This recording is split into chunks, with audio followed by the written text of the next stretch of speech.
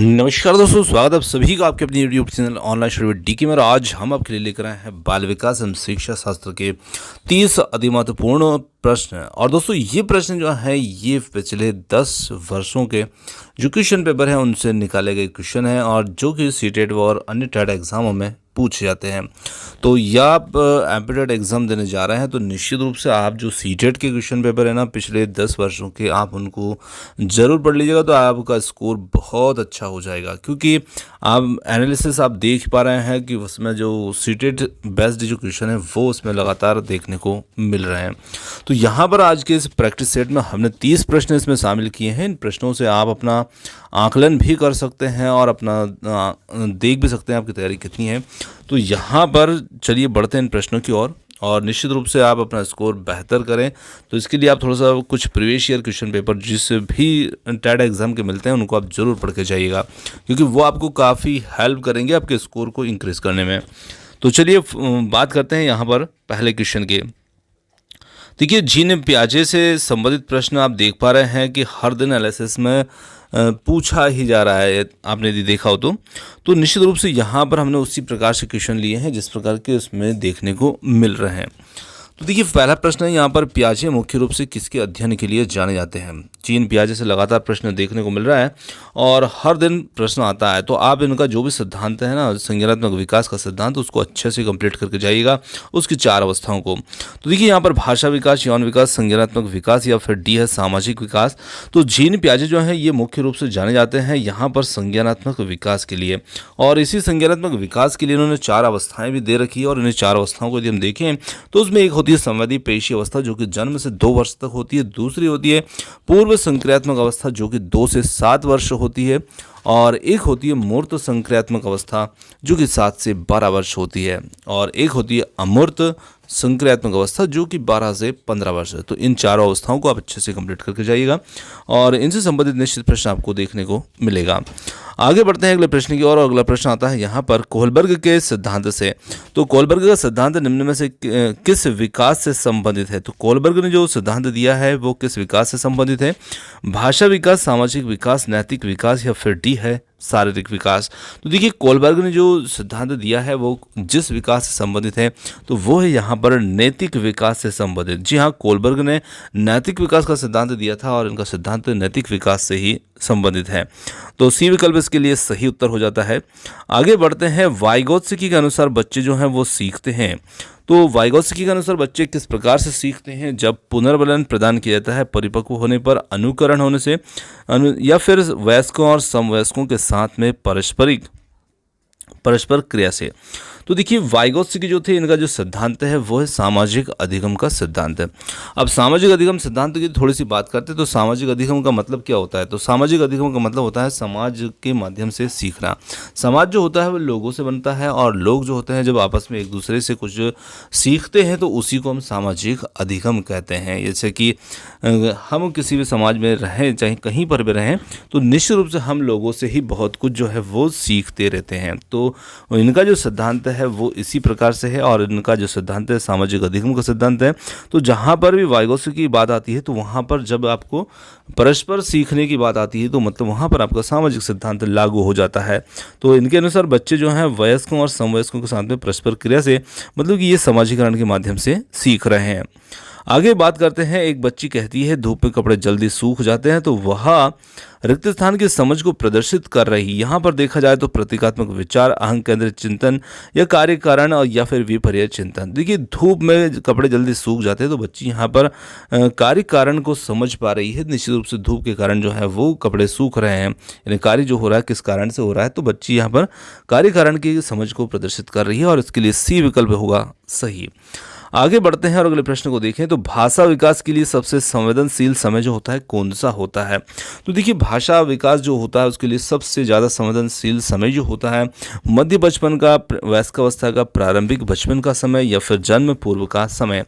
आप भी अपना उत्तर है कमेंट्स में दे सकते हैं और निश्चित रूप से अपने उत्तर का मिलान कर सकते हैं। तो यहाँ पर हम कह सकते हैं कि भाषा विकास के लिए सबसे संवेदनशील समय जो होता है वो प्रारंभिक बचपन का होता है और यहीं पर बच्चे की भाषा जो है वो सीखने के लिए सबसे संवेदनशील समय माना गया है। सी विकल्प इसके लिए यहाँ पर सही होगा।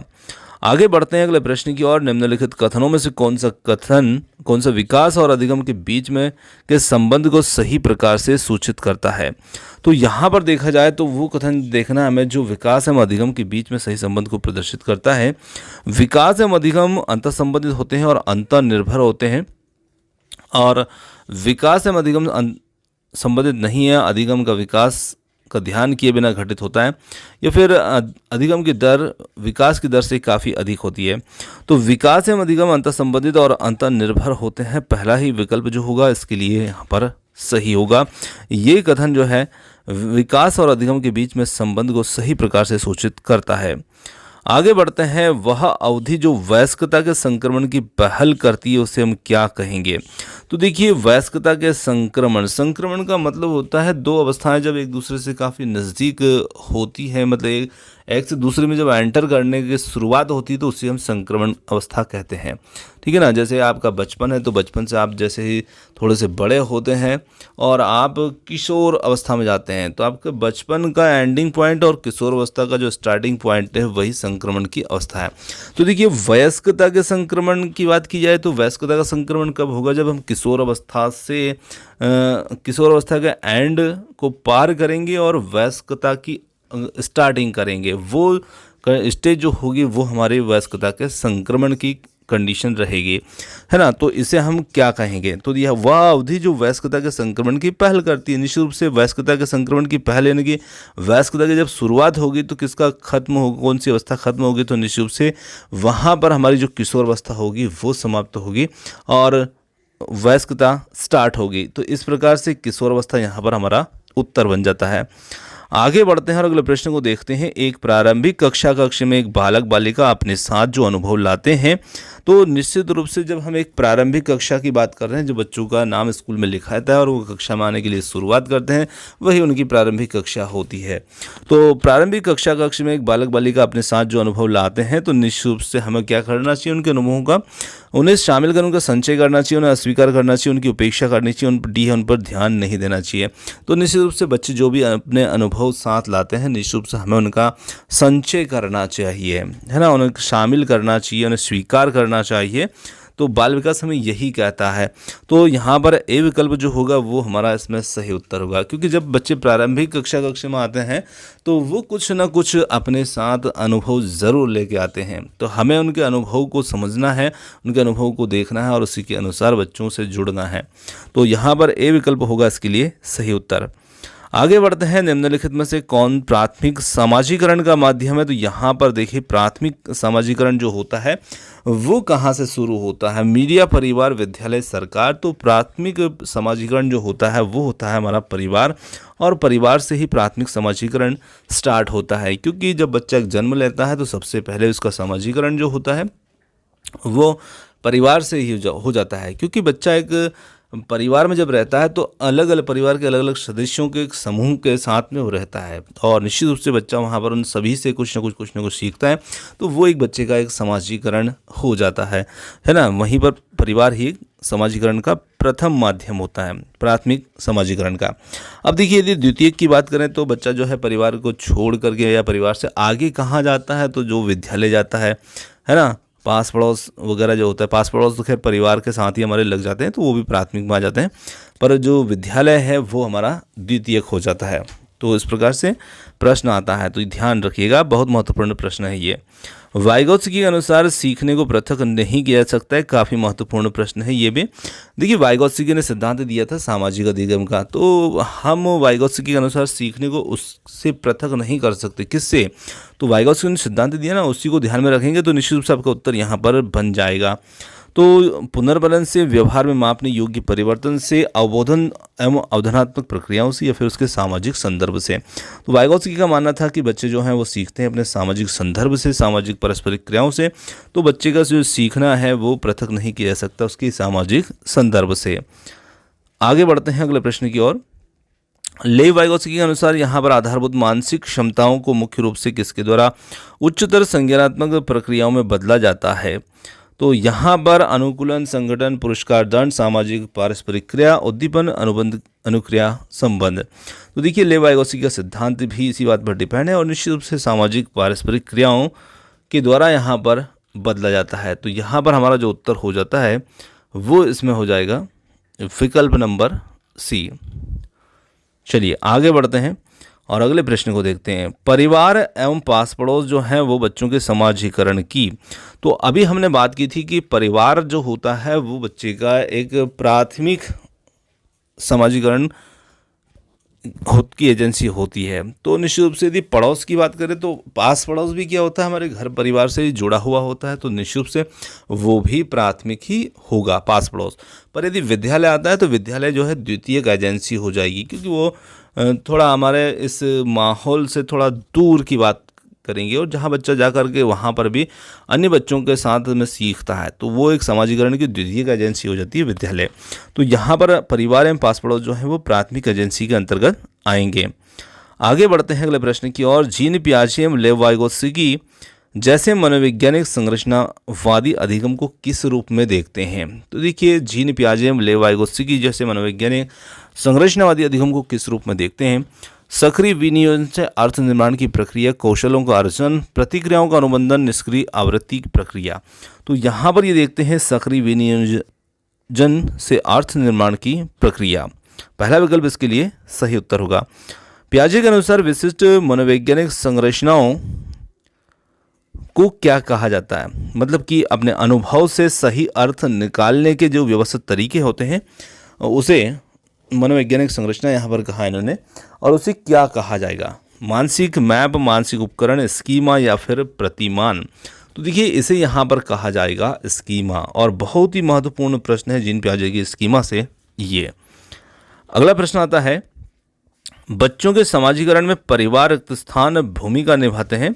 तो देखिए, परिवार प्राथमिक एजेंसी है, तो ये भूमिका कैसी रहेगी समाजीकरण की? भाई मेन है, मुख्य रूप से प्राथमिक एजेंसी है तो वो मुख्य भूमिका ही निभाता है परिवार। तो यहाँ पर हमारा उत्तर जो बन जाता है इस प्रश्न के लिए कि बच्चे के समाजीकरण में परिवार जो है मुख्य भूमिका निभाता है। तो यहाँ पर विकल्प सी इसके लिए बिल्कुल राइट होगा। मनोविज्ञान का शिक्षा क्षेत्र में सबसे बड़ा योगदान क्या है? तो मनोविज्ञान का शिक्षा क्षेत्र में सबसे बड़ा योगदान विषय केंद्रित शिक्षा, शिक्षक केंद्रित शिक्षा, क्रिया केंद्रित शिक्षा या फिर बाल केंद्रित शिक्षा। तो यहाँ पर हम कह सकते हैं सबसे बड़े योगदान की बात करें तो वो यहाँ पर हो जाता है बाल केंद्रित शिक्षा, और विकल्प डी इसके लिए सही है। आगे बढ़ते हैं अगले प्रश्न के लिए। विकास के लिए निम्नलिखित में से कौन सा कथन उचित है? विकास जन्म के साथ प्रारंभ होता है और समाप्त होता है। सामाजिक सांस्कृतिक संदर्भ विकास में एक महत्वपूर्ण भूमिका का निर्वाह करता है। विकास एकल आयामी है, विकास पृथक होता है। तो यहाँ पर यदि हम बात करें तो विकास के लिए निम्नलिखित से कौन सा कथन उचित है? तो वो होगा यहाँ पर सामाजिक सांस्कृतिक संदर्भ का विकास में एक महत्वपूर्ण भूमिका का निर्वाह करता है। तो विकल्प बी इसके लिए यहाँ पर सही होगा। आगे बढ़ते हैं। बाल केंद्रित शिक्षा शास्त्र का क्या अर्थ है? तो बच्चों को नैतिक शिक्षा देना, बच्चों को शिक्षक और अनुगमन के लिए अनुकरण के लिए कहना, या फिर यहाँ पर बच्चों की अभिव्यक्ति और उनकी सक्रिय भागीदारी को महत्व देना, या फिर डी है बच्चों को पूर्ण रूप से स्वतंत्रता देना। तो देखिए, यहाँ पर बच्चों बाल केंद्रित शिक्षा शास्त्र का अर्थ क्या होता है? तो बाल केंद्रित शिक्षा शास्त्र का अर्थ होता है कि बालक को केंद्र में रख करके आप शिक्षा दें, यही बाल केंद्रित शिक्षा। मतलब कुल मिलाकर के बालक आपके लिए बहुत महत्वपूर्ण है और उसी को महत्व देना आपके लिए शिक्षा शास्त्र ये सब बातें आपको बताता है। तो यहाँ पर हम बात करें तो बाल केंद्रित शिक्षा शास्त्र का अर्थ यहाँ पर होगा इसके अनुसार बच्चों की अभिव्यक्ति और उनकी सक्रिय भागीदारी को महत्व दिए जाए, यानी कि उनको अभिव्यक्ति को महत्व देना, साथ ही साथ उनकी सक्रिय भागीदारी भी हो, इस बात को भी महत्व देना। विकल्प सी इसके लिए बिल्कुल सही है। कोहलबर्ग के सिद्धांत के योगदान के रूप में निम्नलिखित में से किसे माना जाता है? तो उनका विश्वास है कि बच्चे नैतिक दार्शनिक हैं। उनके सिद्धांत ने संज्ञानात्मक परिपक्वता और नैतिक परिपक्वता के बीच में एक सहयोग का समर्थन किया। इस सिद्धांत में विस्तृत परीक्षण प्रक्रिया है, और डी यह नैतिक तर्क और कार्रवाई के बीच एक स्पष्ट संबंध स्थापित करता है। तो यहाँ पर इसके लिए हमारा जो उत्तर होगा वो होगा विकल्प डी, यह नैतिक तर्क और कार्यवाही के बीच में एक स्पष्ट संबंध को स्थापित करता है। विकल्प डी इसके लिए सही होगा। आगे देखें, अगला प्रश्न आता है। रिक्त स्थान एक प्रक्रिया जिसके माध्यम से मानव शिशु समाज के सक्रिय सदस्य के रूप में निष्पादन करने के लिए आवश्यक कौशलों का अर्जन करना प्रारंभ कर देता है। तो देखिए एक प्रक्रिया को देखना है, वो प्रक्रिया कौन सी होती है जहाँ पर शिशु समाज के सक्रिय सदस्य के रूप में निष्पादन करने के लिए आवश्यक कौशलों का अर्जन करना प्रारंभ कर देता है। तो समाज से शिशु क्या सीखता है? समाजीकरण सीखता है। निश्चित रूप से यहाँ पर उत्तर हो जाता है सीखना, परिपक्वता, विकास या फिर समाजीकरण। तो निश्चित रूप से यहाँ पर होगा विकल्प हमारा डी, प्रक्रिया को हमें देखना है, क्योंकि प्रक्रिया क्या होगी? समाजीकरण की प्रक्रिया। तो इस प्रकार से प्रक्रिया का उत्तर चयन करना है हमें। आगे बढ़ते हैं अगले प्रश्न की ओर। अगला प्रश्न आता है, पियाजे और वाइगोत्स्की के अनुसार एक रचनात्मक कक्षा कक्ष में अधिगम कैसा होगा? शिक्षक द्वारा लिखवाया जाता है कि विद्यार्थी निष्क्रिय प्राप्तकर्ता होते हैं। बी है उद्दीपक तथा अनुक्रिया के जोड़ से होता है, शिक्षक के द्वारा पुनर्बलन किया जाता है। और डी है शिक्षार्थियों के द्वारा स्वयं सृजित किया जाता है जो एक सक्रिय भूमिका निभाते हैं। तो देखिए यहाँ पर प्रश्न हमें पियाजे और वाइगोत्स्की के अनुसार देखना है कि एक जो रचनात्मक कक्षा का कक्ष होता है उसमें अधिगम कैसे होता है। तो देखिए जब आपका कक्षा कक्ष क्रिएटिव होगा, रचनात्मक होगा, तो उस कक्षा कक्ष में क्या होगा? शिक्षार्थियों के द्वारा स्वयं सृजित किया जाएगा और जो कि एक सक्रिय भूमिका निभाते हैं। तो विकल्प डी इसके लिए यहाँ पर सही है। लेव वाइगोत्स्की के अनुसार अधिगम जो है एक अनुबंधित गतिविधि, एक सामाजिक गतिविधि, एक व्यक्तिगत गतिविधि, एक निष्क्रिय गतिविधि। तो लेव वाइगोत्स्की के अनुसार एक सामाजिक ही गतिविधि है, क्योंकि ये इनका सिद्धांत ही सामाजिक अधिगम का है। प्रगतिशील शिक्षा में बच्चों को किस प्रकार से देखा जाता है? खाली स्लेटों के रूप में, या फिर छोटे वयस्कों के रूप में, निष्क्रिय अनुकारकों के रूप में, या फिर सक्रिय अन्वेषकों के रूप में? तो प्रगतिशील शिक्षा में बच्चों को देखा जाता है एक सक्रिय अन्वेषकों के रूप में, और विकल्प डी होगा इसके लिए सही। अगला क्वेश्चन है हमारा यहाँ पर, बाल मनोविज्ञान का क्षेत्र है। तो बाल मनोविज्ञान का क्षेत्र कहाँ से कहाँ तक है, ये हमें इसमें देखना है। बहुत सिंपल सा प्रश्न है। केवल शैशवावस्था की विशेषताओं का अध्ययन, केवल गर्भावस्था की विशेषताओं का अध्ययन, केवल बाल्यावस्था की विशेषताओं का अध्ययन, या फिर गर्भावस्था से किशोरावस्था तक की विशेषताओं का अध्ययन। और इसके लिए विकल्प डी होगा हमारा सही। आगे बढ़ते हैं, विद्यालय और समाजीकरण के बारे में निम्नलिखित में से क्या सत्य है, ये हमें इसमें देखना है। तो विद्यालय और समाजीकरण के बारे में जो सत्य है वो यहाँ पर होगा, पहला विकल्प है समाजीकरण में विद्यालय की कोई भूमिका नहीं होती है। तो ये तो यहाँ पर बिल्कुल गलत है, क्योंकि जो समाजीकरण में विद्यालय की भूमिका होती है, बच्चे वहाँ पर भी समाजीकरण सीखते हैं। दूसरा है विद्यालय समाजीकरण का एक महत्वपूर्ण कारक है, और सी है समाजीकरण में विद्यालय की बहुत थोड़ी भूमिका होती है, और डी है विद्यालय समाजीकरण का पहला मुख्य कारक है। तो देखिए पहला जो मुख्य कारक है वो तो हमारा परिवार होता है समाजीकरण का।